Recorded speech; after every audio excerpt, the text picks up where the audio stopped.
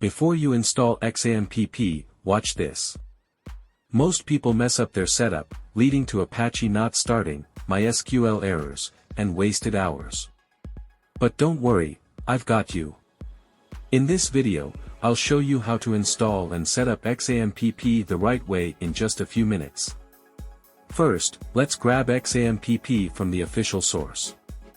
Open your browser and go to sourceforge.net. I'll leave a link in the description below. Choose the version that matches your system. For most users, the latest Windows version is the best choice. Click Download, and let's move on. Now, let's install Xampp.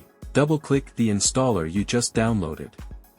Click Next, and choose the components you need. If you're working with PHP and MySQL, keep Apache, MySQL, and PHP checked. Hit Next again. Select your installation folder. I recommend leaving it as the default C:\Xampp for a hassle-free setup. Click Install and let Xampp do its thing. Installation done. Great! Now, let's fire up Xampp. Click Start on Apache and MySQL. If both turn green, congrats. You're all set to start building your projects. If Apache won't start, you might have a port conflict. Click Config Apache, httpd.conf, and change the default port from 80 to 8080.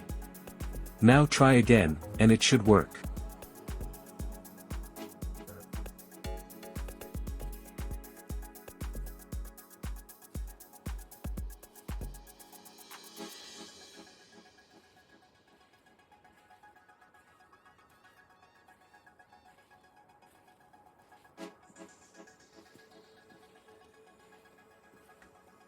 And that's it.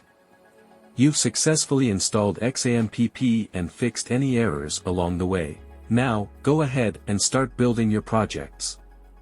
If this video helped, smash the like button, subscribe for more web dev tutorials, and drop a comment if you have any issues. See you in the next one.